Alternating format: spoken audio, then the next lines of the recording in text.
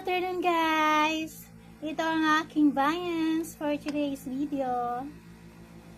Meron akong hipon. Sinigang na hipon. Tapos, meron akong, nasa na ba yun? Nakatago siya. Ang aking salmon. Hatiin lang natin yan para mamaya meron naman ang ulam. Tipid-tipid tayo. At sa bagay, pag ako kasi nagluluto, ulam ko na yan ng buong araw. Para tipid. Hindi tayo katulad ng iba, nakadakain 3 ang ulam. Sila yon, tayo hindi ganoon. Pero kung wala ka nang magawa sa pera mo at sobra-sobra na blessing mo, why not? Chok not, diba? Ganun lang ang buhay.